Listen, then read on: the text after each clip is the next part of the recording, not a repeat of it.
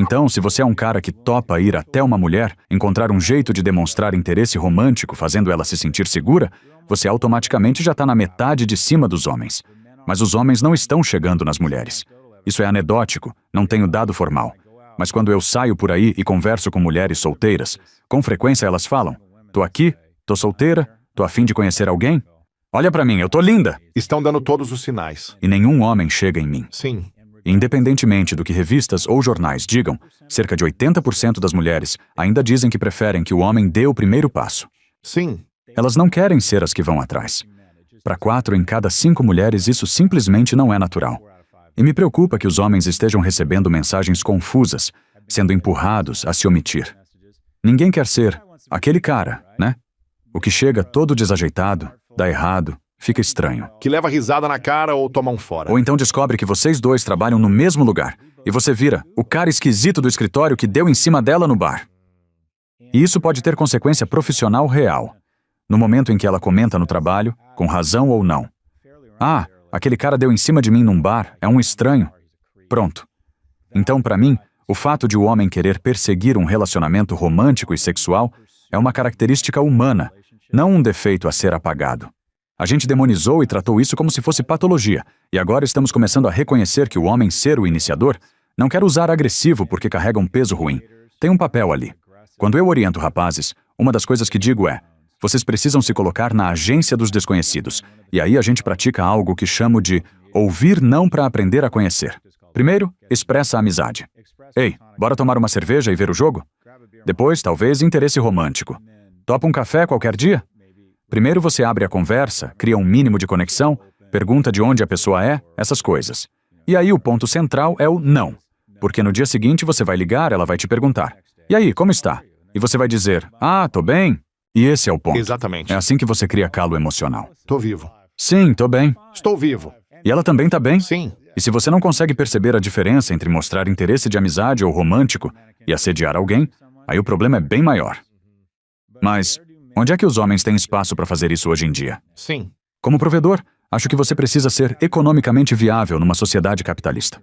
A sua autoestima e a forma como a sociedade te avalia é de forma injusta, muito baseada em dinheiro no caso dos homens e muito baseada em aparência para as mulheres. Só estou dizendo que hoje o mundo é assim. Sim. E o segundo passo é ir direto para a proteção. Acho que essa é a parte mais gratificante de ter alcançado uma certa prosperidade.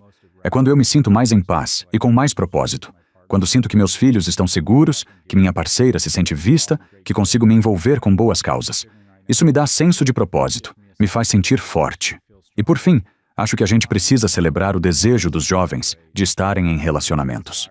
Para mim, isso é uma característica humana, não um defeito. Eu acho que a sociedade funciona melhor quando os homens aprendem a se melhorar para poder atrair uma parceira, ou parceiro, e serem pessoas melhores. Quando eles conseguem contribuir com essa pessoa, são menos egoístas, de preferência, e pensam mais em como servir os amigos, a família, a comunidade. Se você encontra um homem assim, que se aprimora para atrair uma mulher saudável, consciente, que queira estar com ele, você tende a ter menos guerra, menos sofrimento, menos dor, menos agressividade, menos ódio e menos homens machucando os outros. E é isso que a gente precisa como sociedade. Eu te vi indo ao The View e saiu um vídeo de reação em que alguém dizia algo como: ah, Scott, então agora os homens precisam que as mulheres venham resgatá-los? Porque se não estiverem com uma mulher incrível, vão sair por aí fazendo besteira, machucando gente, causando caos. E agora, a gente tem que salvar homem? Veja bem. Tipo, depois de anos oprimindo, machucando, empurrando a gente para baixo. Isso não faz sentido para mim. Então, quais são as suas reflexões sobre isso? Claro. Porque muitas mulheres sentem que já estão ralando demais. Sim. Porque agora elas teriam que resgatar o homem para ele virar um homem melhor. Ninguém é obrigado a servir ou salvar homem nenhum, muito menos as mulheres. Os homens é que têm que se elevar. As mulheres, eu não acho que elas tenham que baixar o sarrafo. O que eu digo para as mulheres é só topar um segundo café. Porque, tradicionalmente, como já comentamos, às vezes o interesse leva um tempo para aparecer. Para você descobrir que gosta daquele cara. Mas eu nunca, em momento nenhum, insinuei que esses homens têm direito a alguma coisa ou que as mulheres, como você falou, teriam que vir salvá-los. Acho até injusto quando interpretam meu discurso assim. Na minha visão, a menos que os homens se elevem e que a gente crie programas econômicos que devolvam viabilidade financeira para os jovens em geral, as mulheres, não podem ser chamadas a baixar o padrão para salvar homem. Eu entendo isso. Então, na minha cabeça, há 3 grupos que precisam entrar em cena para ajudar. Primeiro, como sociedade, precisamos parar de transferir poder econômico dos jovens para os mais velhos. Hoje se transfere algo em torno de 1 a 2 trilhões de dólares por ano dos que estão em idade produtiva para idosos, que já são a geração mais rica da história. A minha geração, gente da minha idade, está cerca de 70% mais rica do que há 40 anos. Quem tem menos de 40 está, em média, com patrimônio bem menor do que os equivalentes de décadas atrás. Isso pesa de forma desproporcional nos homens, que estão ficando para trás das mulheres, porque eles ainda são avaliados de forma exagerada pela carteira. A Beyoncé ainda poderia se casar com o Jay-Z se trabalhasse no McDonald's. O contrário não é verdade. A realidade é que o homem, como parceiro romântico, é julgado de forma desproporcional pela viabilidade econômica. Precisamos de políticas econômicas que coloquem mais dinheiro não no bolso de homens, mas dos jovens. Mas isso vem de mulheres que não se sentem seguras se o homem não tiver dinheiro? Ou é mais uma questão de atração por homens com dinheiro? Cerca de 75% das mulheres dizem que estabilidade financeira é critério central na escolha de um parceiro, contra uns 25% dos homens. Homens tendem a se relacionar na mesma faixa socioeconômica, ou com alguém em situação inferior. Mulheres tendem a olhar para o mesmo nível ou para cima. E como as mulheres continuam crescendo economicamente, o que é ótimo, não devemos atrapalhar, esse grupo de homens do mesmo nível ou acima vai encolhendo. Eu não acho que a resposta seja criar uma espécie de cota econômica para homem. O que precisamos é estancar essa transferência de riqueza dos jovens para os mais velhos. As 2 maiores deduções fiscais nos Estados Unidos são juros de hipoteca e ganho de capital. Quem é que tem casa própria e ações? Gente da minha idade. E quem ganha a vida basicamente com salário e aluguel? Os jovens. E quando essa geração jovem não tem dinheiro, você acaba com um cenário em que, abaixo dos 30 anos, 2 em cada 3 mulheres estão em um relacionamento, e só 1 em cada 3 homens está. Isso, matematicamente, nem deveria fechar. É porque muitas mulheres estão namorando homens mais velhos, em busca de alguém mais estável emocional e economicamente. Então, na minha visão, precisamos entrar com políticas que voltem a fortalecer os jovens, aumentar salário mínimo, tornar o sistema tributário mais progressivo. Hoje, as empresas pagam a menor carga de impostos desde 1939, e as 25 famílias mais ricas chegam a pagar coisa de 6% de imposto efetivo. Há uma drenagem maciça de recursos, um verdadeiro aspirador sugando dinheiro dos jovens para os mais velhos. Isso tem cobrado um preço especialmente alto dos homens jovens. E o segundo grupo que precisa agir é o dos homens da minha idade, que tem que se aproximar e se envolver na vida de um rapaz, de um menino, porque temos uma dívida com eles. Para mentorar os jovens. Porque nós tivemos uma vantagem injusta. E eu entendo a reação imediata do tipo, vem um cara com a minha cor de pele, minha orientação sexual, meu gênero, minha idade e pensam, meu irmão, você teve uns 3.000 anos de vantagem e agora está reclamando dos homens? Eu entendo. Mas um rapaz de 19 anos tem que pagar a conta da vantagem que eu tive?